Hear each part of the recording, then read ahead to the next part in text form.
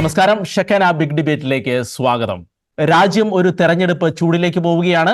ഈ തെരഞ്ഞെടുപ്പിന് മുന്നോടിയായി തന്നെ CAA ഒരു പ്രധാനപ്പെട്ട വിഷയമായി മാറിയിരിക്കുകയാണ്. പ്രമുഖ രാഷ്ട്രീയ പ്രസ്ഥാനങ്ങളെല്ലാം തന്നെ ഈ വിഷയം കൈകാര്യം ചെയ്തുകൊണ്ടിരിക്കുകയാണ്.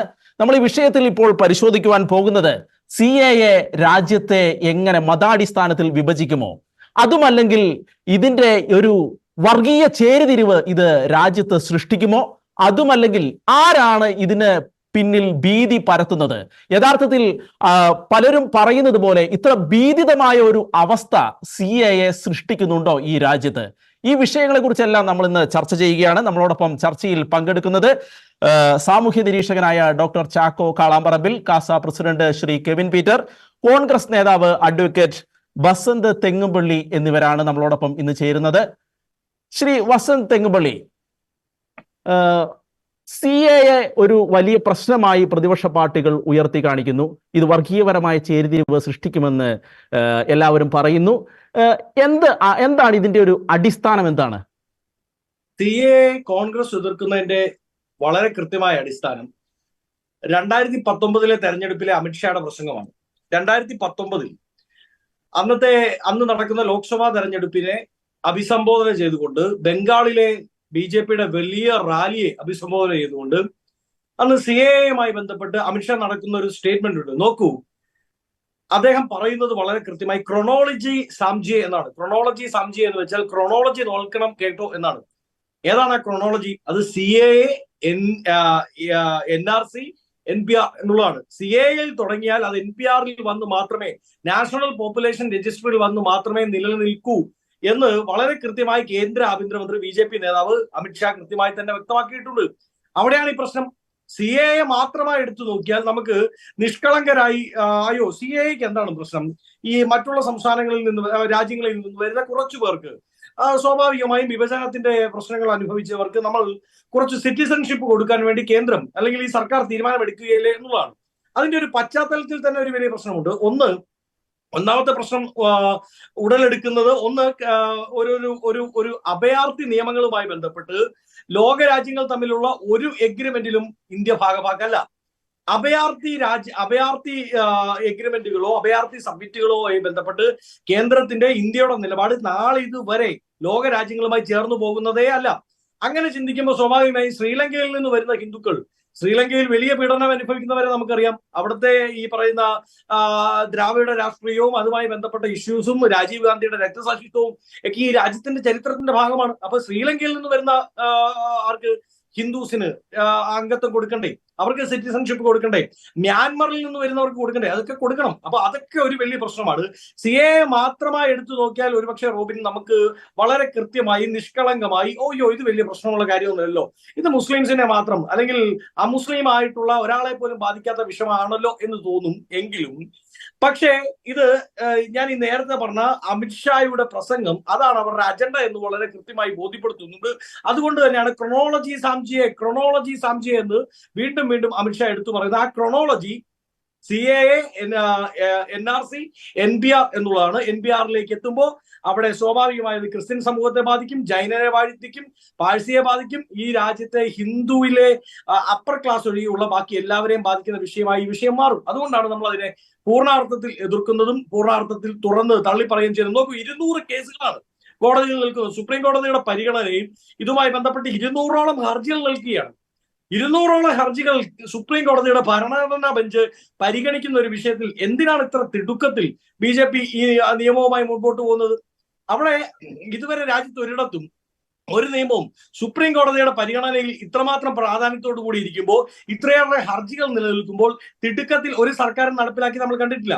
അവിടെ കോൺഗ്രസിന്റെ വായന, ഞങ്ങളുടെ റീഡിംഗ് വളരെ കൃത്യമാണ്. ഒന്നാമതായി ഞങ്ങൾ പ്രതീക്ഷിക്കുന്നത് ഇന്ത്യ മുന്നണി എന്ന് പറയുന്ന സംവിധാനം, ആ സംവിധാനം ഒരു തരത്തിലും മുമ്പോട്ട് പോകില്ല എന്ന് പറഞ്ഞെടുത്തു നിന്ന് നമുക്ക് ഉത്തർപ്രദേശിൽ പൂർണ്ണമായും എന്ത് ചെയ്തു? അവിടെ ഞങ്ങൾ സീറ്റ് വിഭജനം പൂർത്തിയാക്കി കഴിഞ്ഞു. ബംഗാളിൽ പൂർത്തിയായി കഴിഞ്ഞു, പഞ്ചാബിൽ പൂർത്തിയായി കഴിഞ്ഞു. അങ്ങനെ ഒട്ടുമിക്ക സംസ്ഥാനങ്ങളും, ബീഹാറിൽ ഇപ്പോ നിതീഷ് പോയെങ്കിലും ബാക്കിയുള്ള ഇന്ത്യ മുന്നണി സഖ്യകക്ഷികൾ അവിടെ വളരെ ശക്തമായി മുമ്പോട്ട് നിൽക്കുകയാണ്. അപ്പോ സ്വാഭാവികമായും ഇന്ത്യ മുന്നണി ഒരു 200-ൽ കൂടുതൽ സീറ്റുകളിലേക്ക് ഉയർന്നു വരുമെന്നുള്ള പ്രതീക്ഷ BJP കേന്ദ്രത്തിനുണ്ട്. ഒരു ആന്റി ഇൻകൺവൻസി സർക്കാരിനെതിരായി ഉണ്ട് എന്ന് മനസ്സിലാക്കിക്കൊണ്ടാണ് ഈ 24-ാമത്തെ മണിക്കൂറിൽ, അവിടെയാണ് പ്രശ്നം, CAA നടപ്പിലാക്കണം എന്നുള്ള ഇവരുടെ അജണ്ട ശരിയാണെങ്കിൽ, ഇവർ ആഗ്രഹം കൃത്യമാണെങ്കിൽ, ഇവർ ആഗ്രഹത്തിൽ യാതൊരു ലാഭേശയും ഇല്ലെങ്കിൽ, ഇവരാണല്ലോ 10 വർഷമായി രാജ്യം ഭരിക്കുന്നത്. ഇവർക്ക് ഇത് നടപ്പിലാക്കാൻ ഇത്രമാത്രം ബുദ്ധിമുട്ടോ കാലതാമസത്തിന്റെ ആവശ്യം ഉണ്ടായിരുന്നില്ല. പക്ഷേ ഈ തിരഞ്ഞെടുപ്പിന്റെ 24ാമത്തെ മണിക്കൂറിൽ പെട്ടെന്ന് CAA ഞങ്ങൾ നടപ്പിലാക്കാൻ പോകുന്നു എന്ന് പറഞ്ഞുകൊണ്ട് ഒരു ധ്രുവീകരണ രാഷ്ട്രീയം കളിക്കാൻ വേണ്ടിയാണ് കേന്ദ്രം തയ്യാറാവുന്നത്. അതിനെ തുറന്നെതിർക്കുക എന്നല്ലാതെ, അതിനെ പൂർണ്ണാർത്ഥത്തിൽ എതിർക്കുക എന്നല്ലാതെ രക്ഷയില്ല. അതുകൊണ്ടാണല്ലോ തൃശ്ശൂർ അതിരൂപത, ഇപ്പൊ BJP ഏറ്റവും കൂടുതൽ കേരളത്തിൽ പ്രതീക്ഷ വെക്കുന്നത് തൃശ്ശൂരിലാണ് എന്നാണല്ലോ അവർ പറയുന്നത്. മൂന്നാം സ്ഥാനത്ത് തന്നെ പോവുകയും ചെയ്യും. പക്ഷെ തൃശ്ശൂർ അതിരൂപത വളരെ കൃത്യമായി മണിപ്പൂർ അടക്കമുള്ള വിഷയങ്ങളിൽ കഴിഞ്ഞ ദിവസം ഇടയലേഖനം ഇറക്കിയിട്ടുണ്ട്. അപ്പോ CAA അതിൽ പരാമർശിക്കപ്പെടുന്നുണ്ട്. അപ്പോൾ വളരെ കൃത്യമായി കേരളത്തിലെ അമുസ്ലിങ്ങളായിട്ടുള്ളവരെ ബാധിക്കുന്ന വിഷയമേ അല്ല ഇത് എന്ന് പറഞ്ഞുകൊണ്ട് കണ്ണും പൂട്ടിക്കെട്ടി നിന്നാൽ വളരെ കൃത്യമായി എന്താണ് പറയുന്നത്, ഇത് മറ്റുള്ളവരെ കൂടി ബാധിക്കുന്ന വിഷയമായി മാറുമ്പോൾ നമുക്ക് ശബ്ദമില്ലാതായി പോകും. അതുകൊണ്ട് പ്രതിഷേധം, ഡിഫൻസ് അതിപ്പോൾ തന്നെ തുടങ്ങി വെക്കേണ്ടതാണ് എന്നതിൽ സംശയമൊന്നുമില്ല. ശ്രീ ബസന്ത്, ഞാൻ ഒരു കാര്യം കൂടെ ചോദിക്കുന്നത്, ഇപ്പോൾ ഈ NRC, NPR അങ്ങനത്തെ സാധനങ്ങൾ അതെല്ലാം ഇനി അടുത്ത ഒരു തെരഞ്ഞെടുപ്പ് കഴിഞ്ഞു വരുന്ന ഒരു സംഗതികളാണ്. ഇത് കൂടാതെ തന്നെ അടുത്ത സർക്കാരിന് ഉള്ള കാര്യങ്ങളാണ് അതെല്ലാം. അതുകൂടാതെ തന്നെ ഇപ്പോൾ നിങ്ങൾ പറയുന്നത് പോലെ ഇപ്പോൾ ഈ മറ്റ് രാജ്യങ്ങളുമായി, ഇപ്പൊ ശ്രീലങ്ക, ഈ നേപ്പാൾ അടക്കമുള്ള രാജ്യങ്ങളുമായി മറ്റ് കരാറുകളുമില്ലേ ഇതോട് സംബന്ധിച്ച്? അപ്പം നമ്മളെ അടുത്ത ഒരു സർക്കാരിന്റെ ഒരു ആശങ്കയ്ക്ക് അതിലേക്ക് പോകേണ്ട ഒരു ആവശ്യമുണ്ടോ? കാരണം എന്താ വെച്ചാൽ നിങ്ങൾക്ക് ഒരു പക്ഷേ ഇന്ത്യ മുന്നണിക്ക് ഒരു കോൺഫിഡൻസ് ഇല്ലേ ശരിക്കും അടുത്ത ഒരു തെരഞ്ഞെടുപ്പോട് കൂടി നിങ്ങൾ അധികാരത്തിൽ വരും എന്നതിനെ കുറിച്ച്? ഞാൻ പറയുന്നത് അറ്റ് പ്രസന്റ് അറ്റ് ഹാൻഡ് നമുക്കുള്ളതിനെ പറ്റി മാത്രമാണ് സംസാരിക്കാൻ സാധിക്കുക. ഇപ്പൊ നോക്കൂ, നരേന്ദ്രമോദി തന്നെ നടത്തുന്ന ഒരു നരേറ്റീവ് ഉണ്ട്, 400+ സീറ്റ്സ് ഇൻ ലോക്സഭ എന്നുള്ളതാണ് അവരുടെ നരേറ്റീവ്. ആ 400 പോയിട്ട് 200 പോലും എത്തില്ല എന്ന് മോദി മീഡിയ പോലും ചില ഉത്തരവാദിത്തമായി പറയുന്നുണ്ട്. 350-ൽ താഴെയാണ് മോദി സ്പോൺസേർഡ് മീഡിയാസ് പോലും NDAക്ക് പ്രവചിക്കുന്നത്, 350-ൽ താഴെ. അങ്ങനെയുള്ള ഒരു സാഹചര്യം നിലനിൽക്കുന്നു. ഇനി ഇവർ വന്നു എന്നിരിക്കട്ടെ, സ്വാഭാവികമായും അവർക്ക് അടുത്തതായി NPRും NCAയുമായിട്ട് മുമ്പോട്ട് പോയേ മതിയാവുകയുള്ളൂ. നോക്കൂ, രാമക്ഷേത്രവുമായി ബന്ധപ്പെട്ട് എന്തായിരുന്നു രാമക്ഷേത്രം പൊളിച്ച സമയത്തുണ്ടായിരുന്ന നിലപാട്? രാമക്ഷേത്രം കഴിഞ്ഞാൽ ഞങ്ങൾ നിർത്തുകയാണ്, ഇത് ഞങ്ങളുടെ അഭിമാനത്തിന്റെ പ്രശ്നമാണ് എന്ന് പറഞ്ഞു. അതിനുശേഷം അവർ രാമക്ഷേത്രം തീർന്നപ്പോൾ ഗ്യാൻ ഭാവി ബാക്കി ഹേ എന്നുള്ളതായിരുന്നു മുദ്രാവാക്യം. ഗ്യാൻ ഭാവിയിലേക്ക് വന്നു. ഇപ്പൊ തൃശ്ശൂരിലേക്ക് വന്നപ്പോൾ പാലിയം പള്ളിയെ പൊളിക്കണം, അതിന്റെ അടിയിൽ ശിവക്ഷേത്രമുണ്ട് എന്നാണ് അവർ പറയുന്നത്. അപ്പോ ഇത് ഇവിടെ ഒന്നും നിൽക്കുന്ന പ്രചരണമല്ല എന്നുള്ള ബോധ്യം, കൃത്യമായ ബോധ്യം RSSന്റെ ചരിത്രം അറിയാവുന്നവർക്കറിയാം. ഇപ്പോ നോക്കൂ, വളരെ കൃത്യമായി പ്രേക്ഷകരുടെ അറിവിലേക്കാണ്, ഈ രാമക്ഷേത്രത്തിന്റെ പൂജ നടക്കുന്ന ദിവസം അന്ന് മറ്റൊരു പ്രധാനപ്പെട്ട ദിവസത്തിന്റെ 25ാമത്തെ വാർഷികമായിരുന്നു. അത് ഏത് ദിവസമാണെന്ന് എന്റെ പ്രിയപ്പെട്ട സഹപാനലിസ്റ്റുകൾക്ക് അറിയാം. ആരാണത്? ഗ്രഹാം സ്റ്റെയിനെയും തന്റെ 2 പിഞ്ചു കുഞ്ഞുങ്ങളെയും ഈ ഹൈന്ദവ തീവ്രവാദികൾ ചുട്ടുകൊന്നതിന്റെ 25ാം വാർഷികമായിരുന്നു ആ ദിവസം. പക്ഷെ അതിന്റെ പിറ്റേ ദിവസമല്ലേ അതിന്റെ വാർഷികം? അതിന്റെ പിറ്റേ ദിവസം അല്ലായിരുന്നോ? അല്ലല്ല, ദിവസങ്ങളുടെ ഒരു ദിവസത്തിന്റെ വ്യത്യാസത്തിലാണോ അങ്ങനെ കാണുന്നത്? 25ാമത്തെ വാർഷികം എന്നാണ് ഞാൻ പറഞ്ഞത്. ഗ്രഹാം സ്റ്റെയിനെ മറക്കാൻ പറ്റുമോ? റോബിന് മറക്കായിരിക്കും, കെവിൻ പീറ്റർക്ക് മറക്കായിരിക്കും. ഗ്രഹാം സ്റ്റെയിനെ അങ്ങനെ പറയരുത്. പുള്ളി പറയട്ടെ. കെവിൻ പീറ്റർ പുള്ളി പറഞ്ഞ് അവസാനിപ്പിക്കട്ടെ. അരിയത്രയെന്ന് ചോദിക്കുമ്പോ പയറഞ്ഞാഴി എന്നല്ല പറയണ്ട, ചോദിച്ച ചോദ്യങ്ങൾക്ക് മറുപടി പറ. ഓക്കെ, പുള്ളി പറഞ്ഞ് അവസാനിക്കട്ടെ. കെവിൻ മറുപടി പറയാൻ പഠിപ്പിക്കണ്ട. ഞാൻ ഏതാണ്ട് 7-8 വർഷമായിട്ട് ചാനൽ ചർച്ചകളിൽ നിറഞ്ഞു നിൽക്കുന്നു. കണ്ടിന്യൂ ചെയ്തോ. പോവുകയും വേണം. അതുകൊണ്ടാണ് ഞാൻ ബസന്ത്, താങ്കൾ യാതൊരു ബുദ്ധിമുട്ടും ചർച്ചയിൽ ഞാൻ സംസാരിക്കുമ്പോൾ നമ്മുടെ വിഷയത്തിലേക്ക് വരാം.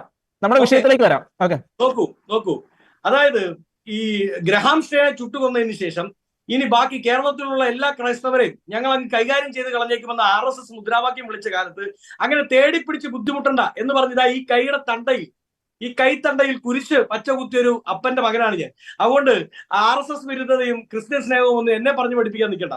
അതുകൊണ്ട് ഗ്രഹാം സ്റ്റെയിന്റെ 25ാമത്തെ വാർഷികം നിങ്ങൾക്ക് ചെറുതാണെങ്കിൽ അങ്ങനെയല്ല ഞാൻ കാണുന്നത്, ഇവിടുത്തെ മതേതര സമൂഹം കാണുന്നത്. ഒന്ന്, ഞാൻ പറഞ്ഞല്ലോ, CAA മാത്രമായി നമ്മൾ അറ്റ് ഗ്ലാൻസ് എടുത്ത് പരിശോധിച്ചു കഴിഞ്ഞാൽ ഒരു പ്രശ്നവും ഇല്ലെന്ന് ചിലപ്പോൾ തോന്നിപ്പോകും. എന്താണ് പ്രശ്നം? CAA മാത്രമായിട്ട് എടുത്തു കഴിഞ്ഞാൽ എന്താണ് പ്രശ്നം എന്നുള്ള ചോദ്യം വരും. കുറെ പേർക്ക് സിറ്റിസൺഷിപ്പ് കൊടുക്കുന്നതിൽ എന്താണ് എതിർപ്പ് എന്നുള്ള ചോദ്യം വരും. പക്ഷെ ഞാൻ പറഞ്ഞല്ലോ, CAAയിൽ മാത്രം അത് ഒതുങ്ങി നിൽക്കില്ല എന്നുള്ളതാണ് RSSന്റെ സംഘപരിവാരത്തിന്റെ ചരിത്രം നമ്മളെ ബോധ്യപ്പെടുത്തുന്നത്. അവർ ഇതുവരെ എടുത്തു വെച്ചിരിക്കുന്ന എല്ലാ പൊളിറ്റിക്കൽ അജണ്ടകളും കണക്ടിവിറ്റി ഉള്ളവയാണ്. ആ കണക്ടിവിറ്റി ഏതെങ്കിലും ഒരു സമൂഹത്തെ മാത്രം ബാധിക്കുന്നവയല്ല എന്ന് കൃത്യമായി അവർ തെളിയിച്ചിട്ടുണ്ട്.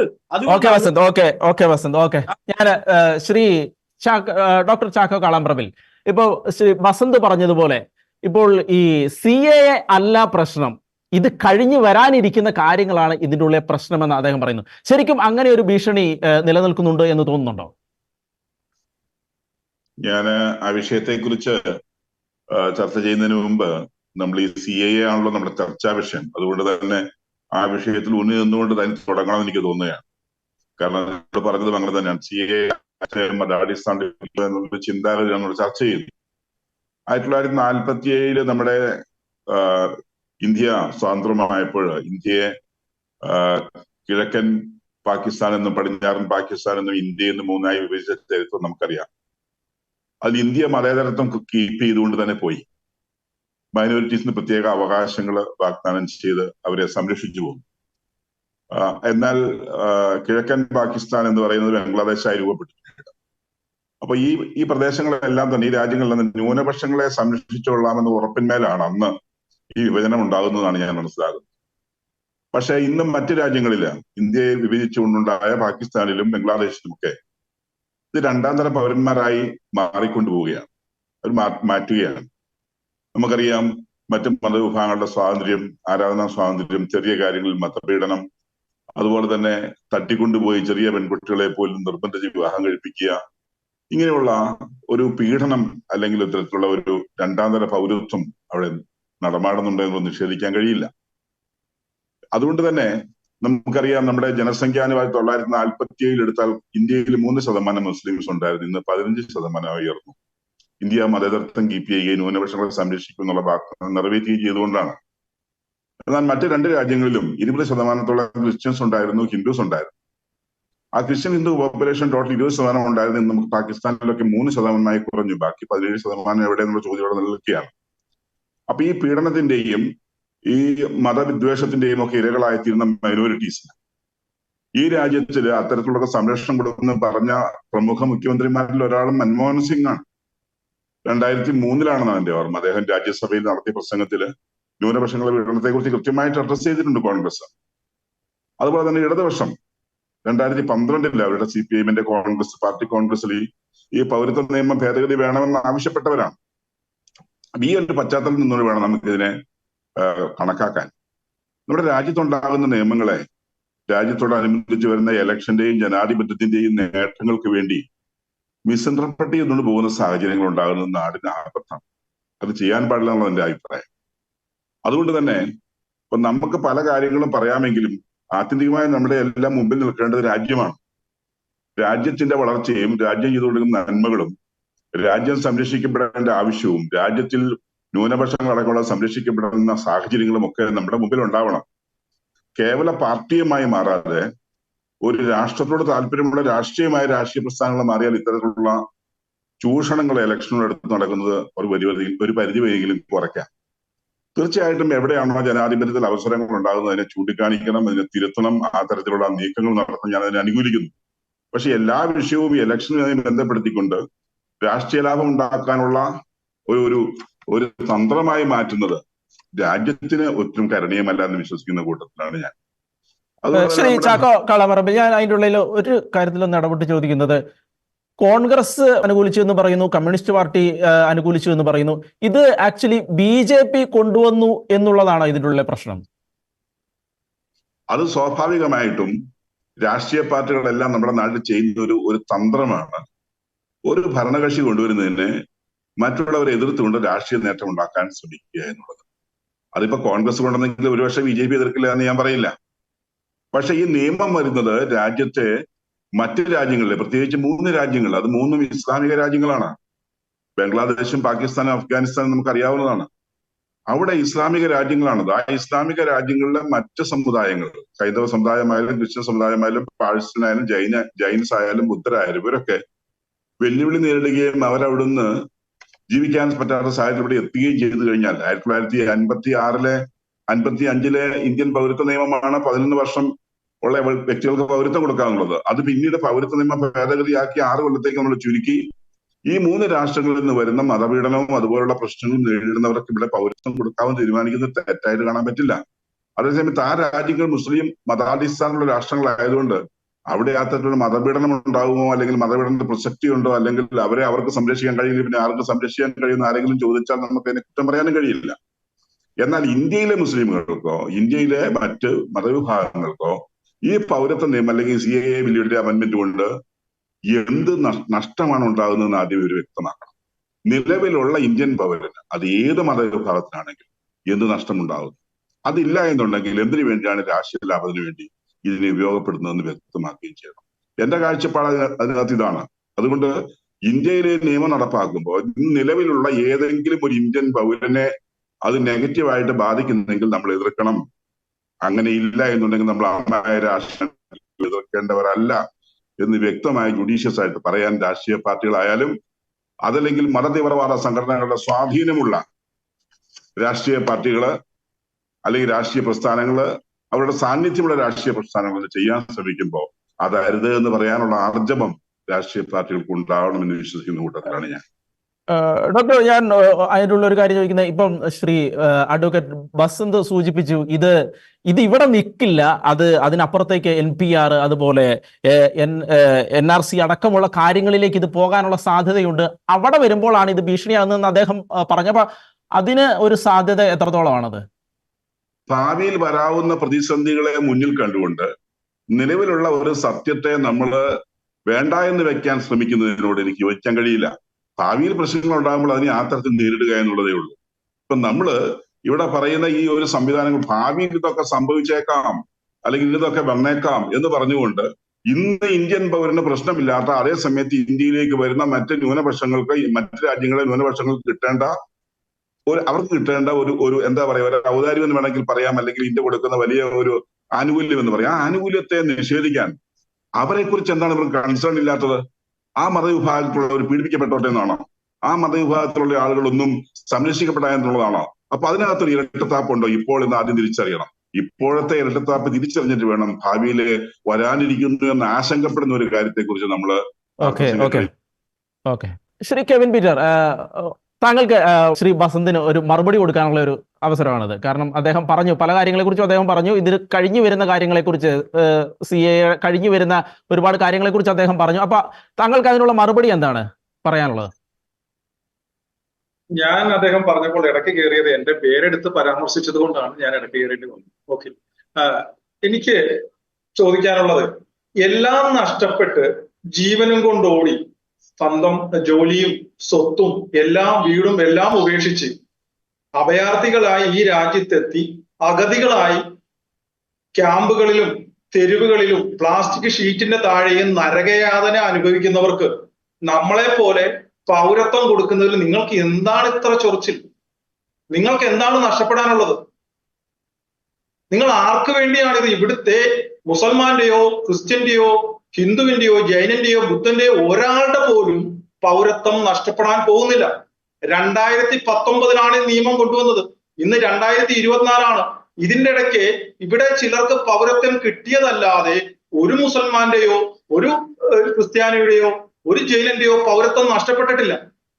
അപ്പോ വീണ് കിട്ടിയ ഒരവസരം വളരെ ബുദ്ധിപൂർവമായി ഇവിടുത്തെ ഭരണത്തിലിരിക്കുന്ന ഇടതുപക്ഷ ഗവൺമെന്റ് ഉപയോഗിക്കുകയാണ്.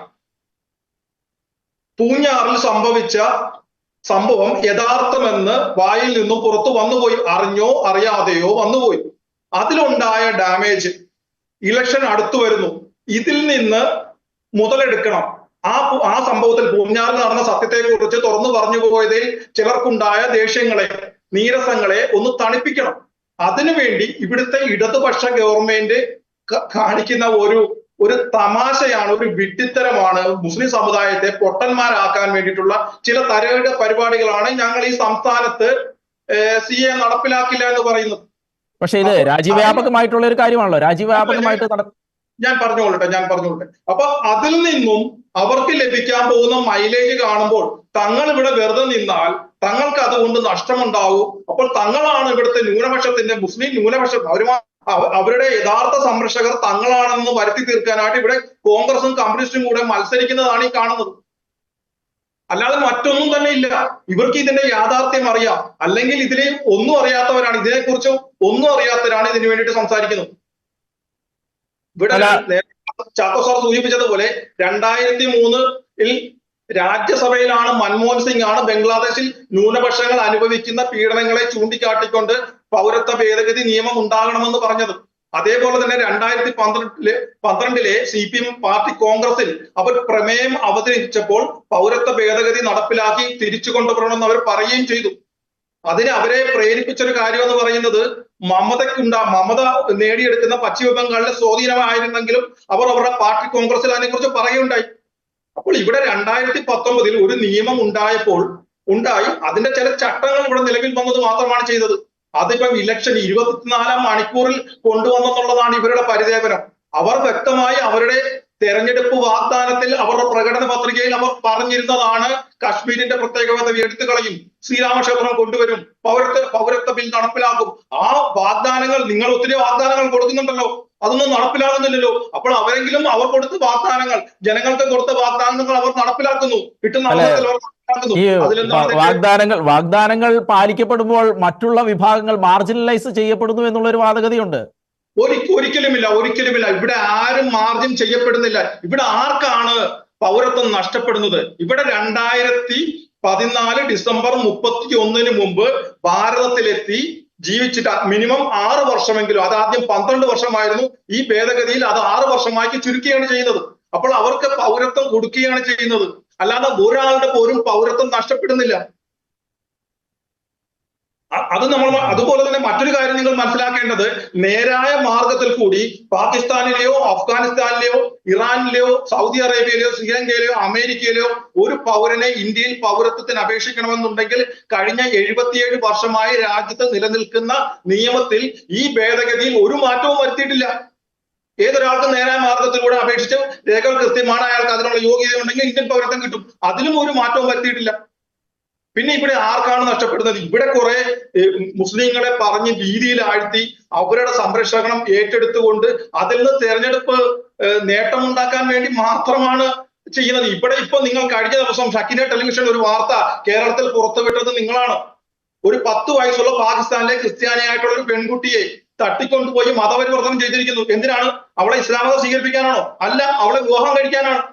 അപ്പോൾ ഇവരുടെ ശരിക്കും പറയുന്നത് അത് ആർക്ക് വേണ്ടിയാണ് പറയുന്നത്? ഇവിടുത്തെ ജിഹാദികൾക്ക് വേണ്ടിയാണ് ഇവർ പറയുന്നത്. ഇവർ പറയുന്നത് വേട്ടക്കാരനെയും ഇരയ്ക്ക് പൗരത്വം കൊടുക്കുന്നത് പോലെ വേട്ടക്കാരനും കൊടുക്കണം. അതായത് ആ 6 വയസ്സുള്ള പെൺകുട്ടിയെ തട്ടിക്കൊണ്ടുപോയവനും ഇവിടെ അഭയാർത്ഥിയായിട്ട് ഇവിടുത്തെ പൗരത്വം കൊടുക്കണം. അതാണ് ഇവർ പറഞ്ഞു വരുന്നത്. അതെങ്ങനെ സാധിക്കും? 1947 അതിനുശേഷം പടിഞ്ഞാറൻ പാകിസ്ഥാനും കിഴക്കൻ പാകിസ്ഥാനും ഒന്നായിരുന്ന സമയത്ത് അവിടുത്തെ ന്യൂനപക്ഷങ്ങളെ സംരക്ഷിച്ചു കൊള്ളാമെന്ന് കരാറുണ്ടായിരുന്നു.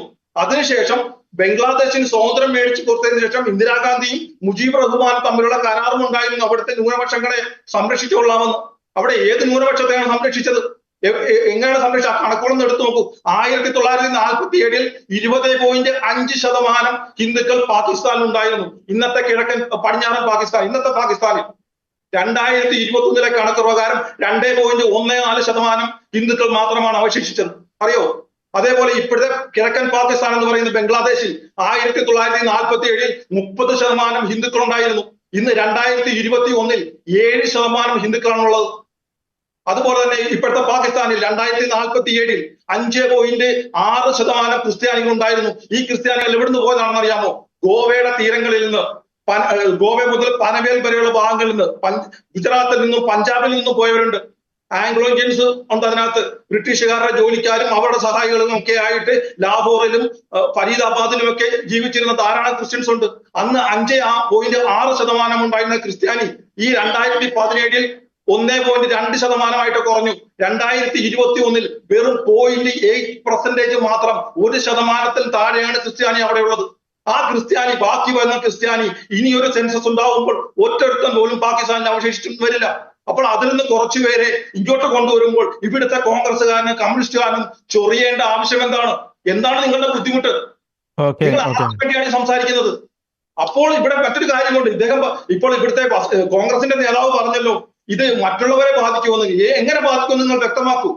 നിങ്ങൾ ആ ബില്ലിനെ കുറിച്ച് പഠിച്ചിട്ടുണ്ടെങ്കിൽ ഇവിടെ NRC പൗരത്വ രജിസ്റ്റർ നടപ്പിലായാലും അതും ഇവിടുത്തെ ക്രിസ്ത്യാനിയെയും ജൈനനെയും പാഴ്സിയെയും ബുദ്ധനെയും സിഖുകാരനെയും എങ്ങനെ ബാധിക്കും നിങ്ങൾ പറയൂ? ഒരിക്കലും ബാധിക്കില്ല. പക്ഷേ ഇവിടെ നിങ്ങൾ ഭയപ്പെടുന്നുണ്ട്. നിങ്ങളല്ല ഭയപ്പെടുന്നത്, നിങ്ങളെ നിയന്ത്രിക്കുന്നവർ ഭയപ്പെടുന്നുണ്ട്. 35 ലക്ഷമാണ് ഇവിടെ ഈ കേരളത്തിൽ മാത്രം അന്യസംസ്ഥാന തൊഴിലാളികൾ എന്ന് പറയുന്നുള്ളത്. അറിയാവോ? അത് സർക്കാർ കണക്ക് പ്രകാരമാണ് 35 ലക്ഷം. അത് 35 ലക്ഷമല്ല, 40 ലക്ഷത്തിന് മുകളിലുണ്ട്. അതിൽ ഭൂരിഭാഗവും ഈ അതിർത്തി കടന്നെത്തിയിരിക്കുന്ന ബംഗ്ലാദേശികളാണ്. ഇവിടുത്തെ പൗരത്വ രജിസ്റ്റർ നടപ്പിലാക്കിയാൽ അവരെ തിരിച്ചയക്കേണ്ടതായിട്ട് വരും. ഇവിടെ ഇലക്ഷൻ കാർഡ് കൊടുത്ത് ഇപ്പോഴും വിവരാവകാശ രേഖ എന്റെ കൈകളിലുണ്ട്. രണ്ടാമത്തെ ഫ്ലഡിന് ശേഷം ചപ്പാത്തിലെ ആ ലയങ്ങളിൽ നിന്നൊക്കെ ഒഴിഞ്ഞുപോയ വീടുകളിൽ ഇപ്പോൾ താമസിക്കുന്ന അന്യസംസ്ഥാന തൊഴിലാളികൾക്ക് ഇലക്ഷൻ കാർഡ് വിതരണം ചെയ്തു കഴിഞ്ഞു. എന്റെ കയ്യിൽ വിവരാവകാശ രേഖകളുണ്ട്. അപ്പോൾ വലിയൊരു വോട്ട് ബാങ്കിനെയാണ് ഇവിടെ കാണുന്നത്. ഇവിടുത്തെ രാഷ്ട്രീയക്കാർ, ഇവിടുത്തെ കോൺഗ്രസ്സുകാർ, ഇവിടുത്തെ കമ്മ്യൂണിസ്റ്റുകാർ കാണുന്ന വലിയൊരു വോട്ട് ബാങ്കിനെയാണ്. പക്ഷെ ഇവിടെ ഒരു റിസർവ് സൈന്യത്തെയാണ് ഇവിടുത്തെ ജിഹാദികൾ അവരിലൂടെ ഒരുക്കിക്കൊണ്ടുവരുന്നത്. അപ്പൊ അതൊരു വലിയൊരു അപകടമാണ്. അവരെ തിരിച്ചയക്കേണ്ടതായി വരും. അവിടെയാണ് ഇവർ ഭയപ്പെടുന്നത്. അല്ലാതെ ഇവിടുത്തെ ബാക്കിയുള്ളവരുള്ള സ്നേഹം കൊണ്ടൊന്നുമല്ല ഇവർ ഈ പറയുന്നത്. ഇദ്ദേഹം പറഞ്ഞ മറ്റൊരു കാര്യം, ഇദ്ദേഹം ഇതിനിടയ്ക്ക് വേറൊരു കാര്യം കൂടെ ചോദിച്ചു പറഞ്ഞു. ഈ രജിസ്റ്റർ എങ്ങനെയാണ് ബാധിക്കാന്നോ ഒന്ന് ഏതെങ്കിലും ഒരു കോൺഗ്രസ്സുകാരനല്ല ഈ ചർച്ചയിൽ പങ്കെടുക്കുന്ന കോൺഗ്രസ്സുകാരനായിട്ടുള്ള വസന്തത് വെളിപ്പെടുത്തട്ടെ, എങ്ങനെയാണ് ബാധിക്കുന്നത്. പിന്നെ അഭയാർത്ഥി പ്രശ്നത്തിന്റെ കാര്യം, നിങ്ങൾക്ക് എന്താണ് അപ്പൊ ഇത്ര അഭയാർത്ഥികളോട് ഇത്ര വലിയ സ്നേഹം? അതിന് മാത്രം സ്ഥലം ഇവിടെ ഉണ്ടോ? ഈ ഇന്ത്യ മഹാരാജ്യത്തിൽ ഉൾക്കൊള്ളാവുന്നതിലധികം ജനസംഖ്യ ഇവിടെ ഉണ്ടല്ലോ. മറ്റു രാജ്യങ്ങളിൽ നിന്ന് ഇവിടെ അടുത്ത ചോദ്യം താങ്കളോട് ചോദിക്കുന്നത്. ഞാൻ പറയട്ടെ, നിങ്ങൾക്ക് എന്താ ഇത്രയധികം? ഞാൻ അടുത്ത ചോദ്യം താങ്കളോടാ. ഇവിടെ കംപ്ലീറ്റ് ചെയ്യട്ടെ. കൊണ്ടുവരേണ്ട ആവശ്യമൊന്നുമില്ല. ശ്രീവാസൻ, ഞാൻ അടുത്ത ചോദ്യം താങ്കളോട് ചോദിക്കാം. അടുത്ത ചോദിച്ചാൽ നമ്മള് പറഞ്ഞു ശ്രീ കെവിൻ പീറ്റർ കണ്ടിന്യൂ. ഇവിടെ ഇതിലും കൂടുതൽ മ്യാൻമാറിലെ ആൾക്കാരെ കൊണ്ടുവരണമെന്ന് കോൺഗ്രസിന് എന്താ ഇത്ര ആഗ്രഹം? മ്യാൻമാറിലെ വേറെ ഒരു രാജ്യവും അവരെ സ്വീകരിക്കുന്നില്ലല്ലോ. സൗദി അറേബ്യയിൽ മാത്രം 3.5 ലക്ഷം ശീതീകരിച്ച AC ഉള്ള എല്ലാവിധ ടോയ്ലറ്റ് സൗകര്യമുള്ള ടെന്റുകൾ കാലിയായി കിടപ്പുണ്ട്. ഒരു റോഹിംഗ്യനെ പോലും അങ്ങോട്ട് അടുപ്പിക്കുന്നില്ലല്ലോ. എന്താ അടുപ്പിക്കാത്തത്? അത് ഇസ്ലാമിക രാജ്യമല്ലേ, ശരിയത്ത് നിയമമല്ലേ ഉള്ളത്. പിന്നെ അവരെ ഇങ്ങോട്ട് എടുക്കണമെന്ന് നിങ്ങൾക്ക് ഇത്ര നിർബന്ധം എന്താണ്? ആർക്ക് വേണ്ടിയിട്ടാണ് നിങ്ങൾ ഈ കളക്കളി കളിക്കുന്നത്? അതുപോലെ തന്നെ മറ്റൊരു കാര്യം, ഇപ്പം ഗ്രഹാം സ്റ്റേഷന്റെ കാര്യം പറഞ്ഞു. നിങ്ങൾ ഗ്രഹാം സ്റ്റേഷനോട് 25 വർഷം മുമ്പ് നടന്ന കാര്യമല്ലേ? നിങ്ങളുടെ കൺമുന്നിലല്ലേ പൂഞ്ഞാറിൽ ഒരു വൈദികനെ അപായപ്പെടുത്താൻ ശ്രമിച്ചത്? നിങ്ങൾ ഏതെങ്കിലും ഒരു കോൺഗ്രസ്സുകാരൻ പൂഞ്ഞാർ വരെ പോയോ? 25 വർഷം മുമ്പ് നടന്ന കാര്യം പൊക്കിക്കൊണ്ടുവന്നിട്ട് ക്രിസ്ത്യാനികളെ പൊട്ടന്മാരാക്കരുത്. നിങ്ങൾ വേറെ കാര്യം മനസ്സിലാക്കണം.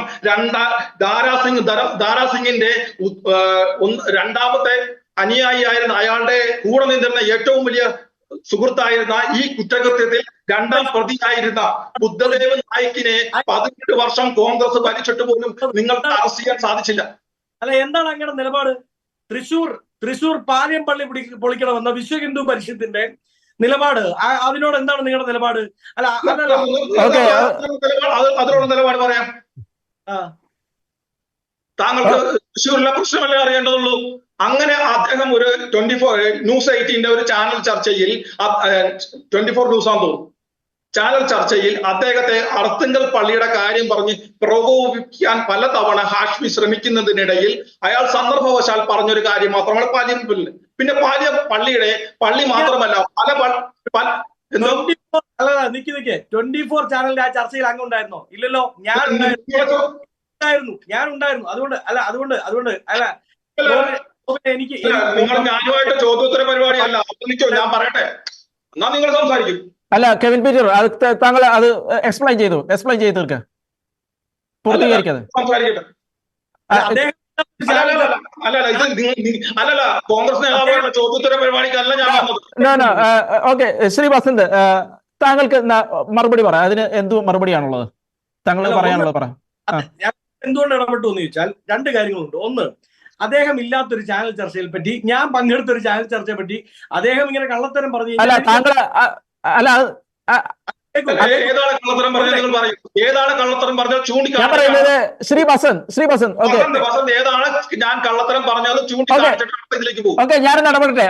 ഓക്കെ ശ്രീ വസന്ത്, ആ കെവിൻ പീറ്റർ പറഞ്ഞ ചോദ്യങ്ങളുടെ ഉത്തരം താങ്കൾ അത് പറ. നമ്മുടെ ഈ വിഷയവുമായി ബന്ധപ്പെട്ട് കെവിൻ പീറ്റർ പറഞ്ഞ ഒന്ന് ഞാൻ അങ്ങോട്ട് നേരത്തെ പറഞ്ഞ പോലെ അല്ലല്ല, അത് തന്നെയാണ് ഞാൻ പറഞ്ഞത്. അരി ചോദിക്കുമ്പോൾ പയർ അങ്ങാടി എന്ന് പറഞ്ഞുകൊണ്ട് യഥാർത്ഥ വിഷയത്തിൽ നിന്ന് മറ്റു വിഷയങ്ങളിലേക്ക് കൊണ്ടുപോകാനാണ്. ശ്രീ കെവിൻ പീറ്റർ പുള്ളി ഒന്ന് പറയട്ടെ. വിഷയത്തെ പറയൂ. എങ്ങനെയാണ് നടപ്പിലാക്കിയാൽ അത് ക്രിസ്ത്യാനികളെയും ഇവിടുത്തെ മറ്റു മതസ്ഥരെയും ബാധിക്കുന്നു താങ്കൾ വ്യക്തമാക്കൂ. ശ്രീ ബസന്ത് താങ്കൾ അതിനൊരു മറുപടി പറ. പുള്ളി പറഞ്ഞ ആരോപണങ്ങൾക്ക് ഒരു മറുപടി പറ. അല്ല കേക്കൂ കെവിൻ എനിക്ക് ഒരുപാട് കാലങ്ങളായി അറിയാം. അദ്ദേഹം ചർച്ചയ്ക്ക് വെളിയിൽ എന്റെ നല്ല സുഹൃത്തുമാണ്. പക്ഷെ ചർച്ചയിൽ പങ്കെടുക്കാൻ അങ്ങയുടെ ക്ലാസ് എനിക്ക് ആവശ്യമില്ല. നമുക്ക് പേഴ്സണൽ ആയിട്ടുള്ള കാര്യങ്ങളിലേക്ക് പോകണ്ട. നമുക്ക് ആ വിഷയത്തെ കുറിച്ച് പറയാം. പുള്ളി പറഞ്ഞ ശ്രീ ബസന്ത് അഡ്വക്കേറ്റ് ബസന്ത് താങ്കൾ അതിന് മറുപടി കൊടുക്കുക. റോബിൻ ചർച്ചയിൽ പങ്കെടുക്കാൻ അദ്ദേഹത്തിന്റെ സ്റ്റഡി ക്ലാസ് എനിക്ക് ആവശ്യമില്ലെന്ന് കേരളത്തിലെ ചർച്ച ഇതുവരെ ബാക്കി ചാനലുകളുടെ കാണുന്നവർക്ക് അറിയാം. ഒന്ന്. രണ്ട്, അദ്ദേഹം പറഞ്ഞത് എങ്ങനെയാണ് നമ്മളെ ബാധിക്കുന്നത്. അതിന്റെ ഏറ്റവും നല്ല ഉത്തരം കെ സുരേന്ദ്രന്റെ കഴിഞ്ഞ ദിവസത്തെ സ്റ്റേറ്റ്മെന്റ് ആണ്. കോൺസെൻട്രേഷൻ ക്യാമ്പുകൾ, ആരാണ് ഈ കോൺസെൻട്രേഷൻ ക്യാമ്പുകൾ പണിതത്? എന്തിനാണ് കോൺസെൻട്രേഷൻ ക്യാമ്പുകൾ പണിതത്? കേരളത്തിലെ കൊല്ലത്ത് പോലും കോൺസെൻട്രേഷൻ ക്യാമ്പുകൾ പണിതിരിക്കുന്നു. NPR-ഉം NCR-ഉം വരുന്നതിന്റെ ഭാഗമായി എന്ന് പറഞ്ഞു വെച്ചത് ആരാണ്? BJP-യുടെ സംസ്ഥാന പ്രസിഡന്റ് തന്നെയാണ്. ആർക്ക് വേണ്ടിയാ കോൺസെൻട്രേഷൻ ക്യാമ്പുകൾ? ഡിറ്റൻഷൻ ക്യാമ്പാണോ ഉദ്ദേശിച്ച കൊല്ലത്ത് മുഴുവൻ? ഡീറ്റൻഷൻ ക്യാമ്പിന് കോൺസെൻട്രേഷൻ ക്യാമ്പ് എന്ന് പറയാറില്ലേ? കോൺസെൻട്രേഷൻ തന്നെയാണ് പറഞ്ഞേക്കുന്നത്. അതവിടെ ഇരിക്കട്ടെ. രണ്ട് ഇലക്ഷൻ കാർഡുകൾ കൊടുത്തു എന്നാണ് ശ്രീ കെവിൻ പീറ്റർ പറയുന്നത്. അദ്ദേഹത്തിന്റെ കയ്യിൽ വിവരാവകാശ രേഖയുണ്ട്. അത്രേ നല്ല കാര്യം. ഉണ്ടെങ്കിൽ അങ്ങ് അതുമായി കേന്ദ്ര തെരഞ്ഞെടുപ്പ് കമ്മീഷനെ സമീപിക്കണം. ആരാണ് ഇലക്ഷൻ കാർഡ് കൊടുക്കുക? നിങ്ങൾ ഈ CA വിഷയത്തിൽ കേട്ടെന്നേ, അങ്ങ് പറഞ്ഞതിന് ഉത്തരം പറയാതിരിക്കാൻ പറ്റുമോ? അങ്ങ് പറഞ്ഞത് CA-യുമായി ബന്ധപ്പെട്ട് തന്നെയാണ് അങ്ങ് പറഞ്ഞത്. ചപ്പാത്തിൽ ഒരുപാട് അന്യസംസ്ഥാന തൊഴിലാളികളുണ്ട്, അവർക്കെല്ലാം ഇലക്ഷൻ കാർഡ് കൊടുത്തു. ആരാണ് ഇലക്ഷൻ കാർഡ് കൊടുക്കുന്നത്? ഇലക്ഷൻ കാർഡ് കൊടുക്കുന്നത് കേന്ദ്രമാണ്. കേന്ദ്രം നിയന്ത്രിക്കുന്ന, കേന്ദ്രത്തിന് ഡയറക്റ്റ് ഇൻവോൾവ്മെന്റ് ഉള്ള കേന്ദ്ര ഇലക്ഷൻ കമ്മീഷനാണ്. അങ്ങനെ ഒരു പ്രശ്നം ഉണ്ടായിട്ടുണ്ടെങ്കിൽ ഈ രാജ്യത്ത് പൗരത്വമില്ലാത്തവർക്ക്, ഈ രാജ്യത്ത് ഇലക്ഷനിൽ വോട്ട് ചെയ്യാൻ അധികാരമില്ലാത്തവർക്ക് ഇലക്ഷൻ കാർഡ് സപ്ലൈ ചെയ്തിട്ടുണ്ടെങ്കിൽ അങ്ങ് ദയവ് ചെയ്ത് കോടതിയെ സമീപിക്കണം. അങ്ങേക്ക് ആവശ്യമുള്ള എല്ലാ നിയമസഹായവും അങ്ങേക്ക് മറ്റ്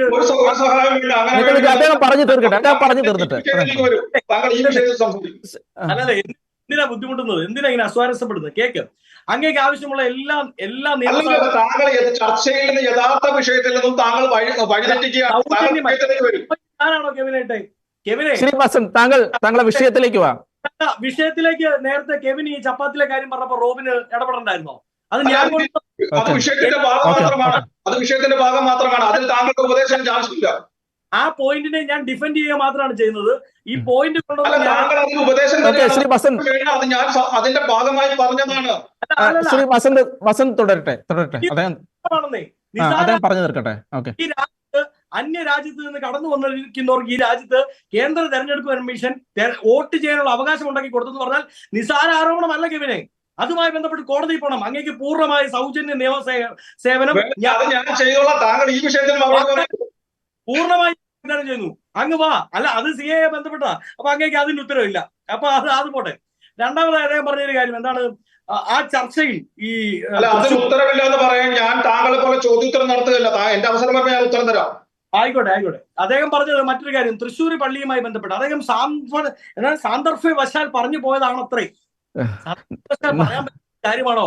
കേരളത്തിലെ നമ്മുടെ വിഷയത്തേക്ക് നമുക്ക് സംസാരിക്കാം. ഇത്രമാത്രം തിങ്ങിപ്പാർക്കുന്ന ഒരു സ്ഥലത്ത് സാന്ദർഭ്യവശാൽ ക്രിസ്ത്യൻ പള്ളി പൊളിക്കണം എന്ന് പറയുന്ന സാന്ദർഭ്യവശാൽ പറഞ്ഞ് അതിനെ അങ്ങ് മിനിമലൈസ് ചെയ്ത് കളയരുത്. അത് നമുക്ക് CA-യെ കുറിച്ച് സംസാരിക്കാം. ഈ വിഷയത്തെ കുറിച്ച് സംസാരിക്കാം. നമുക്ക് ആ ചർച്ചയുടെ ആ ഭാഗം ഇവിടുത്തെ ശരാശരി എല്ലാ ബോധമുള്ള ക്രിസ്ത്യാനികളും കണ്ടത് തന്നെയാണ്. അത് പറഞ്ഞുകൊണ്ട് താങ്കൾ വിഷയത്തിൽ നിന്ന് മാറണ്ട. നമുക്ക് നമ്മുടെ ചർച്ചയിലേക്ക് വരാം. അല്ല ഓക്കെ നമുക്ക് അല്ല, ഞാൻ മറുപടി പറയാം. ഒരു മിനിറ്റ്, ഞാനൊന്ന് കംപ്ലീറ്റ് ചെയ്തോട്ടെ. ശ്രീ അല്ലല്ല റോബിൻ, ഒരേ ഒരു മിനിറ്റ് മതി എനിക്ക്. ഞാൻ പോവുകയാണ്. ഇതിനുശേഷം യൂട്യൂബിൽ ഈ ചർച്ച ഞാൻ കണ്ടോളാം. കെവിൻ പീറ്റർ, അതിനുശേഷം വാട്സപ്പിൽ നമുക്ക് സംസാരിക്കാം. നിൽക്കും. അതിനു മുമ്പ് ഒരു കാര്യം, ഞാൻ തീർച്ചയായും ഈ ചർച്ചയുടെ ബാക്കി കാണുകയും ചെയ്യും. ഒറ്റ കാര്യം ഞാൻ പറഞ്ഞ 2 പോയിന്റുകൾ, ഒന്ന് ചപ്പാത്തിലെ കാര്യവും, 2 തൃശ്ശൂർ പള്ളിയുടെ കാര്യവും. ഈ 2 കാര്യങ്ങളും ഈ ചർച്ചയിലേക്ക് കൊണ്ടുവന്നത് അഡ്വക്കേറ്റ് വസന്തൻ പള്ളിയല്ല, മറിച്ച് കെവിൻ പീറ്റർ ആണ്. ഞാൻ അതിനെ ഡിഫെൻഡ് ചെയ്യുകയാണ് ചെയ്തത്. ഇനി അപ്പോഴത്തേക്ക് ഞാൻ ഡിഫെൻഡ് പള്ളിയുടെ കാര്യം നമുക്ക് പള്ളിയുടെ കാര്യം നമുക്ക് ഒഴിവാക്കാം. ആ പള്ളിയുടെ കാര്യം നമുക്ക് ഒഴിവാക്കാം. അത് നമ്മുടെ ചർച്ചയിൽ വരുന്ന കാര്യമല്ല. താങ്കൾ തന്നെയാണ് പള്ളിയും പൊക്കി പിടിച്ചോണ്ട് വന്നത്, ഞാനല്ല. അത് നമുക്ക് ഒഴിവാക്കാം. നമുക്ക് ഈ CAA കുറിച്ച് തന്നെ സംസാരിക്കാം. ശ്രീ അഡ്വക്കേറ്റ് വസന്ത്, നമുക്ക് ഇതിനുള്ള രാഷ്ട്രീയത്തെ കുറിച്ച് ചർച്ച ചെയ്യും. ഇതൊരു രാഷ്ട്രീയ മുതലെടുപ്പിനുള്ള ഒരു കാര്യമാണ്. ശരിക്കും ഈ CAA ഒരു രാഷ്ട്രീയ മുതലെടുപ്പിനുള്ളതാണ്. ഈ പ്രതിപക്ഷം ഇങ്ങനെ ഇതിനെതിരെ പ്രതികരിക്കുന്നതിന്റെ ഉദ്ദേശം ഒരിക്കലും അല്ലെന്നേ. അതുകൊണ്ടാണ് ഞാൻ പറഞ്ഞത്, ഈ ക്രൊണോളജി സാംജി എന്നുള്ളത് തന്നെയാണ് കേരളത്തിലെ അല്ലെങ്കിൽ ഇന്ത്യയിലെ ബഹുഭൂരിപക്ഷം വരുന്ന പ്രതിപക്ഷ നേതാക്കളെയും ഭീഷണിപ്പെടുത്തുന്ന ഒരു ശബ്ദം. അവിടെയാണ് CAA എന്തുകൊണ്ട് എതിർക്കപ്പെടണമെന്ന് ഇന്ത്യ മുന്നണി അടക്കം മറ്റുള്ള പ്രതിപക്ഷ കക്ഷികളടക്കം അങ്ങനെ ഒരു തീരുമാനത്തിലേക്ക് വരുന്നത്. നിങ്ങൾ ഒന്ന് രണ്ട് നമ്പർ ഇട്ടൊന്ന് പറയാമോ? പറയാനില്ലല്ലോ. ശ്രീ ബസന്ത്, ഞാൻ ചോദിക്കുന്നത്, ഇപ്പം അമിത്ഷാ തന്നെ അത് വ്യക്തമാക്കി എന്ന് വെച്ചാൽ പാകിസ്ഥാനിൽ ഇത്ര പെർസെന്റേജ് ഹിന്ദുക്കൾ ഉണ്ടായിരുന്നു, പക്ഷേ അത് ഇപ്പോൾ ഇല്ല, അത് വളരെയധികം കുറഞ്ഞു, 3% അടുത്ത് എങ്ങാണ്ടായി. അതുപോലെ ബംഗ്ലാദേശിന്റെ കാര്യം പറഞ്ഞു. അതുപോലെ അഫ്ഗാനിസ്ഥാൻ നമ്മൾ പ്രത്യേകം നോട്ട് ചെയ്യേണ്ടതാണ്. 2 ലക്ഷത്തോളം ആളുകൾ സിഖ് ഹിന്ദു ആ വിഭാഗത്തിലുണ്ടായിരുന്നു, അവര് വെറും 500 പേരായി ചുരുങ്ങി. ഇങ്ങനെയുള്ള ഡാറ്റകളെല്ലാം ഉണ്ട്. അതുകൂടാതെ അദ്ദേഹം വേറൊരു കാര്യം പറഞ്ഞു, ഈ CAA മുസ്ലിങ്ങൾക്കും അപേക്ഷിക്കാം, പക്ഷെ രാജ്യ താല്പര്യം മുൻനിർത്തി നമ്മളത് പരിഗണിക്കും. കാരണം അങ്ങനെ പറയുമ്പോൾ മറ്റൊരു കാര്യം കൂടി നമ്മൾ ഓർക്കണം, വിദേശ രാജ്യങ്ങളെല്ലാം ഇതേ വിഭാഗത്തിൽപ്പെട്ട ആളുകളുടെ കുടിയേറ്റത്തിൽ വലയുകയാണ്. ഇങ്ങനെയൊക്കെയുള്ള സാഹചര്യങ്ങൾ ലോകവ്യാപകമായി നിലനിൽക്കുമ്പോൾ നമ്മൾക്ക് എത്രത്തോളം ഇതിനെ എതിർക്കാൻ കഴിയും?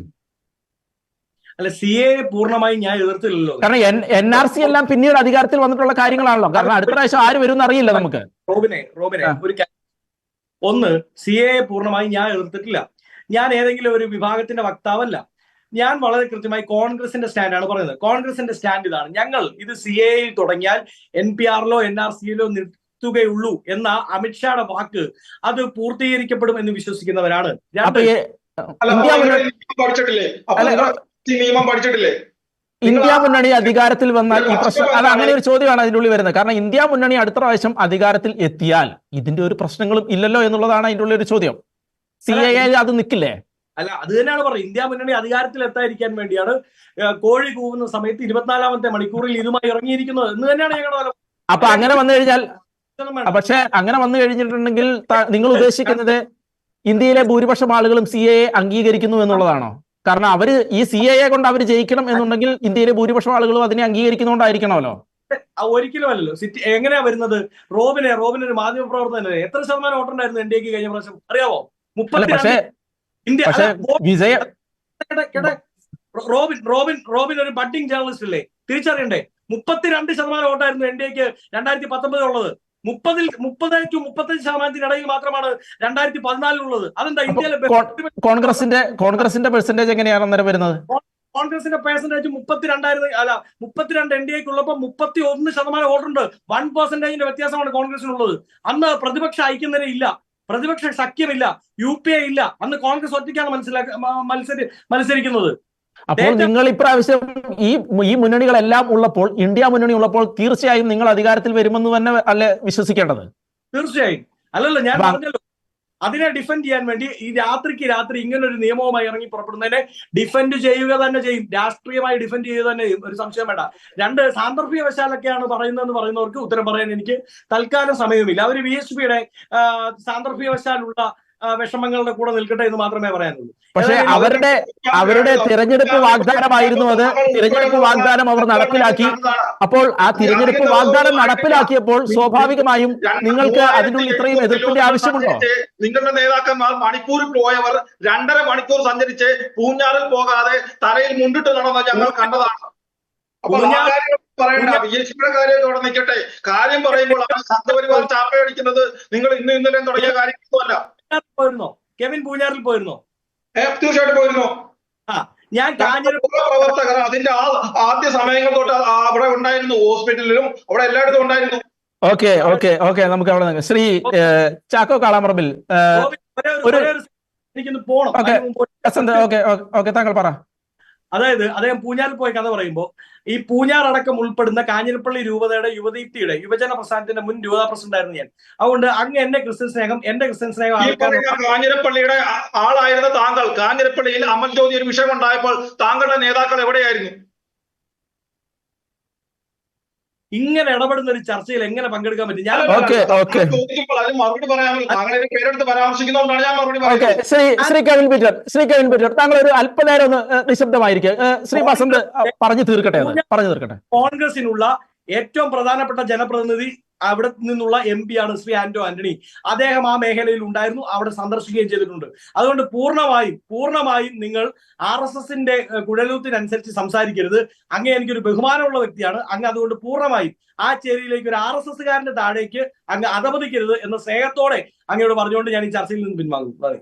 സമയം അതിക്രമിച്ച മൂലം അദ്ദേഹം പോവുകയാണ്. ഡോക്ടർ ചാക്കോ കാളമറമ്പിൽ, താങ്കൾ ഇത് ഈ പറയുന്നത് മുഴുവൻ കേട്ടു. നമുക്കറിയാം ഈ അഭയാർത്ഥികൾ വരുന്നത് കൊണ്ടുള്ള പ്രശ്നങ്ങൾ ലോകവ്യാപകമായി എത്രത്തോളം രൂക്ഷമാണ് എന്നുള്ള കാര്യം നമുക്ക് എല്ലാവർക്കും അറിയാവുന്ന ഒരു കാര്യമാണ്.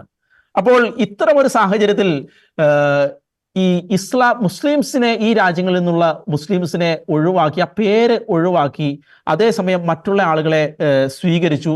അതിനുശേഷം അമിത്ഷാ പറയുന്നു അവർക്കും അപ്ലൈ ചെയ്യാം, പക്ഷേ ദേശീയ സുരക്ഷ മുൻനിർത്തി ഞങ്ങൾ തീരുമാനം എടുക്കുമെന്ന്. അപ്പോൾ ഇതിൻ്റെ ഉള്ളിൽ ഇങ്ങനെ ഒരു വശം കൂടി ഈ ഒരു കാര്യത്തിലുണ്ടോ? എന്നുവെച്ചാൽ ദേശീയ സുരക്ഷയുടെ, എന്നുവെച്ചാൽ ലോകവ്യാപകമായ ഒരു വിഷന്റെ ഭാഗമായി ഇന്ത്യയുടെ ഈ ഒരു തീരുമാനത്തിന് പിന്നിലും അതുണ്ട് എന്ന് വിചാരിക്കുന്നുണ്ടോ? നമ്മൾ അതിന് മറുപടി പറയുമ്പോൾ നമ്മുടെ ഗൾഫ് നാടുകളില് ഇതുപോലുള്ള തീവ്രവാദ പ്രസ്ഥാനങ്ങൾ അല്ലെങ്കിൽ യുദ്ധങ്ങളെ ഗഡുമതികളൊക്കെ ഉണ്ടാകുമ്പോൾ അവിടെ നിന്ന് മൈഗ്രേഷൻ നടക്കാറുണ്ട്, അഭയാർത്ഥികൾ പോകാറുണ്ട്. അത് പോകുന്നത് പലപ്പോഴും തൊട്ടടുത്ത് 300-400 കിലോമീറ്റർ മാത്രം സഞ്ചരിച്ചാൽ ചെല്ലാവുന്ന ഇസ്ലാമിക് രാഷ്ട്രങ്ങളിലേക്കല്ല, മറിച്ച് യൂറോപ്യൻ രാജ്യങ്ങളിലേക്കാണ്. 3000, 4000, 5000 കിലോമീറ്റർ കിടക്കുന്ന യൂറോപ്യൻ രാജ്യങ്ങളിലേക്കാണ്. ഈ യൂറോപ്യൻ രാജ്യങ്ങളിൽ ചേക്കേറിയ സോക്കോൾഡ് അഭയാർത്ഥികളെ നമ്മുടെ സഭാ സംവിധാനങ്ങളും മാർപ്പാപ്പയും അടക്കമുള്ളവർ പറയുന്നത് അഭയാർത്ഥികളെ നമ്മൾ സ്വീകരിക്കണമെന്നാണ്. പക്ഷെ തീവ്രവാദ പ്രസ്ഥാനങ്ങളുടെ ചട്ടുകങ്ങളാകാൻ വേണ്ടി പറഞ്ഞയക്കുന്ന വിധത്തിൽ തോന്നുന്ന സോക്കോൾഡ് അഭയാർത്ഥികൾ അവിടെ ചെല്ലുകയും ആ പ്രദേശത്തിന്റെ സാംസ്കാരിക തനിമയെയും വിശ്വാസ പൈതൃകത്തെയും നശിപ്പിച്ച് അവിടെയുള്ള ജനങ്ങൾക്ക് മുമ്പോട്ട് പോകാൻ കഴിയാത്ത സാഹചര്യങ്ങൾ സൃഷ്ടിക്കുകയും ചെയ്യുന്ന നമ്മുടെ ഈ കാലഘട്ടത്തിൽ നമ്മൾ കേൾക്കുന്ന യാഥാർത്ഥ്യങ്ങളാണ്. അതുപോലെ തന്നെ അഭയാർത്ഥികളായി ചെന്ന ഒരു രാജ്യത്തിന്റെ സാമ്പത്തികവും ഭൗതികവുമായിട്ടുള്ള ഘടനകളെ പ്രതികൂലമായി ബാധിക്കത്തക്ക വിധത്തിൽ പ്രവർത്തന നിരതമാകുന്നത് നമ്മൾ കാണുന്നതാണ്.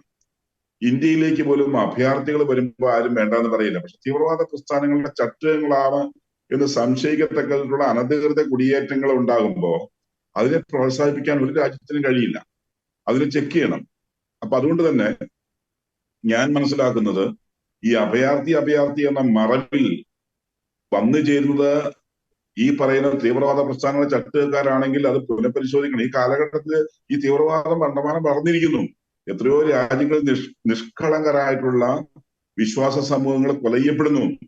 എത്രയോ രാജ്യങ്ങളിൽ, ഞാൻ എടുത്ത് പറയുന്നില്ല, നമുക്കെല്ലാം അറിയാവുന്നതാണ്. നൈജീരിയ അടക്കമുള്ള രാജ്യങ്ങളുടെ ചരിത്രം, സിറിയ അടക്കമുള്ള രാജ്യങ്ങളുടെ ചരിത്രം നമുക്കറിയാവുന്നതാണ്.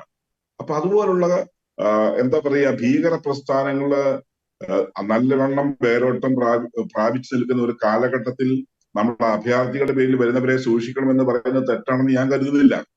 തീർച്ചയായിട്ടും ഇവിടെ നിലവിൽ ഇന്ത്യയിലുള്ള ഏത് പൗരനെങ്കിലും, അത് ഏത് വിശ്വാസ പ്രമാണത്തിലോ ഏത് മതത്തിലോ ഉള്ളവരായിരിക്കട്ടെ, ഈ പ്രശ്നം കൊണ്ട്, ഈ CA കൊണ്ട് എന്ത് ബുദ്ധിമുട്ടാണുള്ളത് എന്ന് ആദ്യം നമ്മൾ ചർച്ച ചെയ്യണം. അങ്ങനെയുള്ളതായിട്ട് ഒരിടത്തും ഈ CA ബില്ല് കാണില്ല, ഒരിടത്തും അത് പറഞ്ഞിട്ടുമില്ല. അപ്പൊ നിലവിൽ ഇന്ത്യയിലുള്ള പൗരനെ ബാധിക്കാത്ത വിഷയത്തിൽ ഇവിടെ ബഹുമാനപ്പെട്ട കോൺഗ്രസിന്റെ പ്രതിനിധി പറഞ്ഞു ഇതിപ്പോ അവസാന തീരുമാനമാണ് വരുത്തിയിട്ടിരിക്കുന്നത് ആളുകളുടെ പിൻബലം പറ്റിക്കൊണ്ട് അവർക്ക് ഇലക്ഷൻ വിജയിക്കാനാണ് എന്ന്. താങ്കൾ ചോദിച്ച ചോദ്യം വളരെ റിലവന്റ് ആണ്. ഇന്ത്യ മുന്നണി ഭരണത്തിൽ വരണമെന്നാണ് ഇവർ പറയുന്നത്. ഭരണത്തിൽ വരുമെന്നുമാണ് ഇവർ അവകാശം. അങ്ങനെയാണെങ്കിൽ ഇന്ത്യ മുന്നണി വരുന്ന ശേഷം പിന്നെ ഈ NRCയുടെയും NPRന്റെയും വിഷയമില്ലല്ലോ. അതുകൊണ്ട് നമ്മൾ അതിനെക്കുറിച്ച് പറയേണ്ട കാര്യവുമില്ലല്ലോ. അപ്പൊ നമ്മൾ ഇന്ത്യ മുന്നണിയാണ് ജയിക്കാൻ പോകുന്നത്, അല്ലെങ്കിൽ സത്യം അവരുടെ കയ്യിലാണെങ്കിൽ അവർക്ക് ജനങ്ങൾ വോട്ട് ചെയ്ത് വിജയിപ്പിക്കുകയും ചെയ്യും. അങ്ങനെയാണെങ്കിൽ അങ്ങനെ സംഭവിക്കട്ടെ.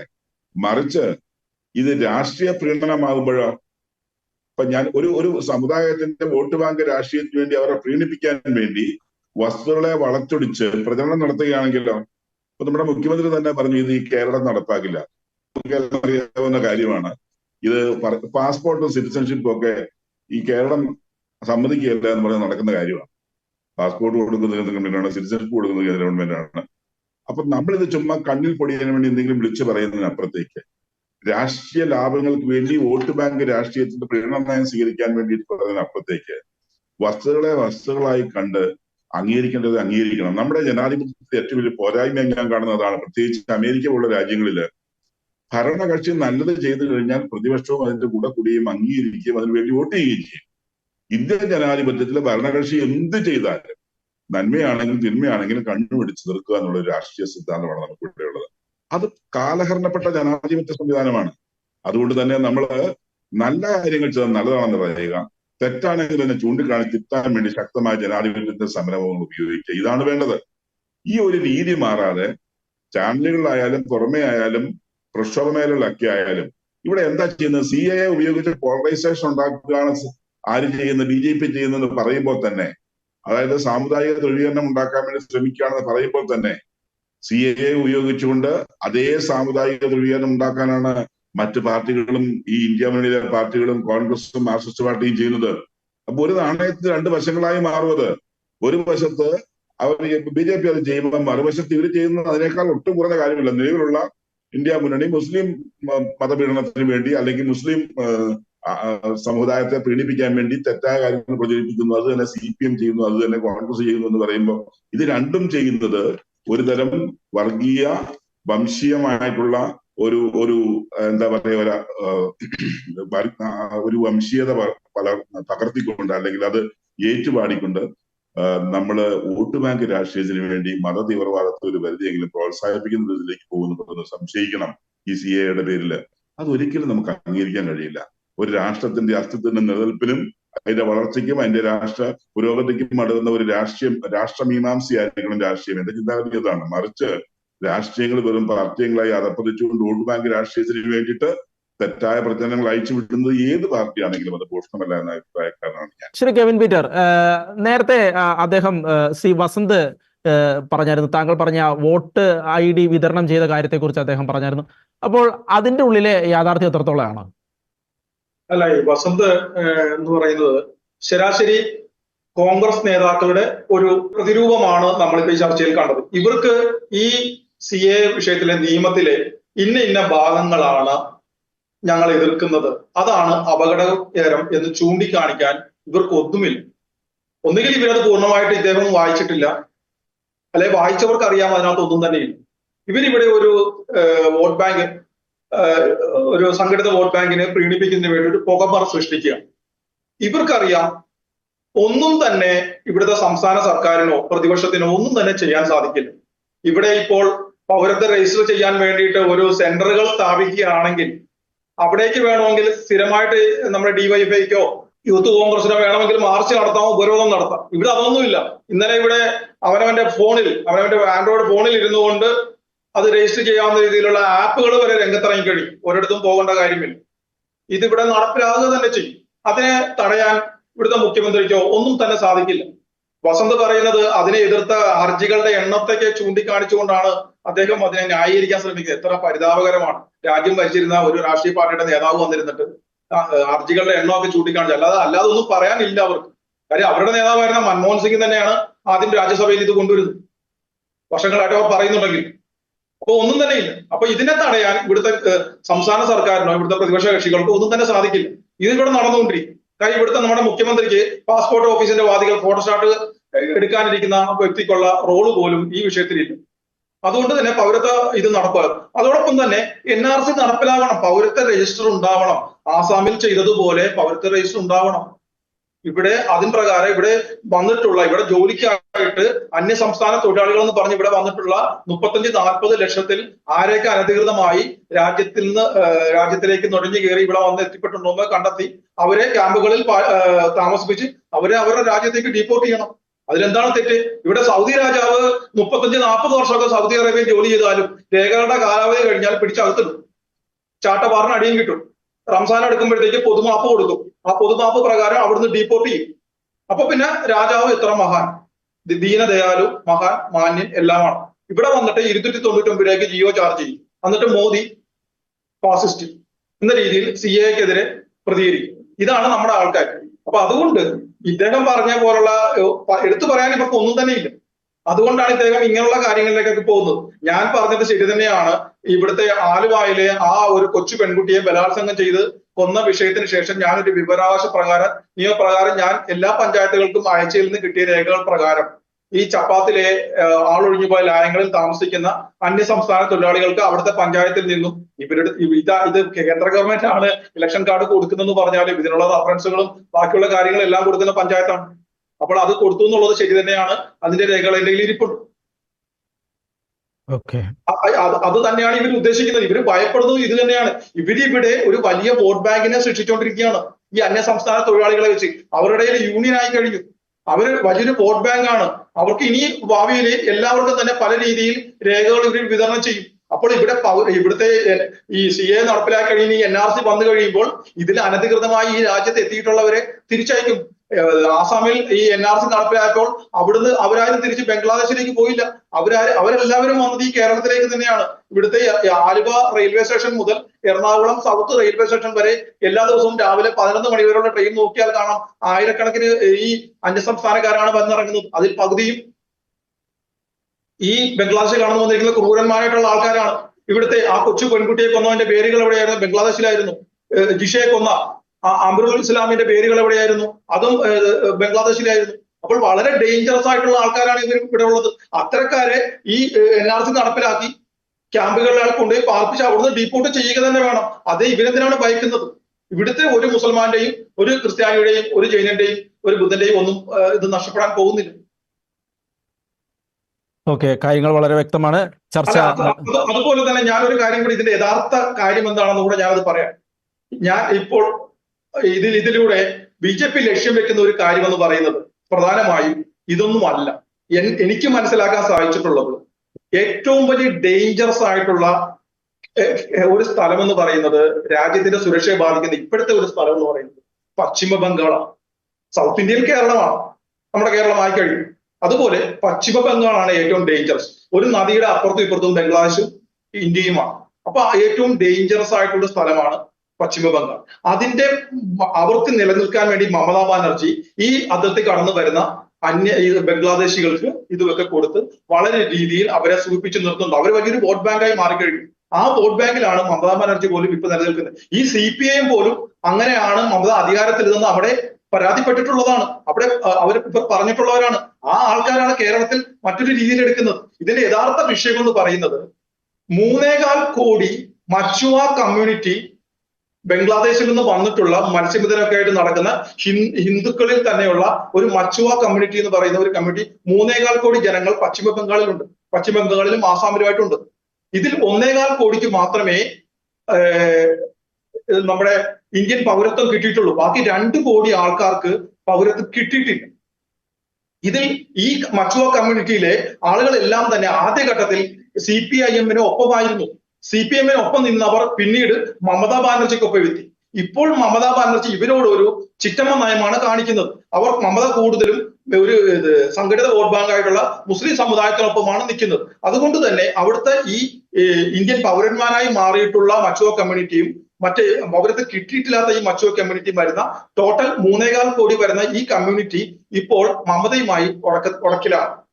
അവർ CPM-ൽ പ്രതീക്ഷയില്ല, അവരുടെ CPM ഇല്ല, കോൺഗ്രസിൽ അവർക്ക് ഒട്ടും പ്രതീക്ഷയില്ല. അപ്പൊ അവരെ കയ്യിലെടുക്കുക, അവരെ തങ്ങളോട് ചേർത്ത് നിർത്തുക, അവർക്ക് കൂടെ ബാക്കി 2 കോടി വരുന്ന ഈ കമ്മ്യൂണിറ്റിക്ക് കൂടെ ഇന്ത്യൻ പൗരത്വം കിട്ടും എന്ന ഒരു പ്രതീക്ഷ കൊടുത്തുകൊണ്ട് അവരെ ഒപ്പം നിർത്തി ആ ഇന്ത്യൻ പൗരത്വം കിട്ടിയിട്ടുള്ള വോട്ടവകാശമുള്ള ആ കമ്മ്യൂണിറ്റിയെ ഈ ഇലക്ഷനിൽ ഈ BJP-ക്ക് അനുകൂലമാക്കി മാറ്റുക എന്നുള്ളത് കൂടെ ഇതിന്റെ ഒരു പ്രധാന ലക്ഷ്യമായിട്ടാണ് ഞാൻ കാണുന്നത്. അങ്ങനെ ഒരു കാര്യം കൂടെ എല്ലാവരും കാണാത്ത ഒരു കാര്യം ഇതിനകത്തുണ്ട്. കാര്യം ഏറ്റവും വലിയ ഡേഞ്ചറസ് ആണ് ഈ പശ്ചിമ ബംഗാൾ. ആ പശ്ചിമ ബംഗാളിന്റെ അധികാരം BJP കൈക്കലാക്കുക എന്നുള്ളത് BJP-യുടെ ആവശ്യമാണ്. അതിലുപരി രാജ്യത്തിന്റെ സുരക്ഷയുടെയും ആവശ്യമാണ്. അതുകൊണ്ട് തന്നെ അവിടെ ഈ കമ്മ്യൂണിറ്റിയെ ഒപ്പം നിർത്തി ഈ ഇലക്ഷനിൽ വരാൻ പോകുന്ന ലോക്സഭാ ഇലക്ഷൻ നേട്ടമുണ്ടാക്കാൻ സാധിക്കുമെന്ന് BJP കരുതുന്നു. അതിന്റെ ഒരു ഭാഗം കൂടിയാണ് ഈ CAA ഇപ്പോൾ നടപ്പിലാക്കിയിരിക്കുന്നത്. അവരുടെ തെരഞ്ഞെടുപ്പ് വാഗ്ദാനമാണ്. ചർച്ച ഇവിടെ അവസാനിക്കുകയാണ്. രാജ്യം തിരഞ്ഞെടുപ്പ് ചൂടിലേക്ക് പോകുന്നു. രാജ്യം നിയമത്തിന്റെ പേരിൽ വിഘടിക്കപ്പെട്ടിരിക്കുന്നു. കേവലം ചില രാഷ്ട്രീയ നേട്ടങ്ങൾക്ക് വേണ്ടി നിയമത്തെ വളച്ചൊടിച്ച് വ്യാഖ്യാനിക്കപ്പെടാതിരിക്കട്ടെ. നിയമം രാജ്യത്തിന്റെ പുരോഗതിക്ക് വേണ്ടി നടപ്പിലാക്കാൻ കഴിയട്ടെ.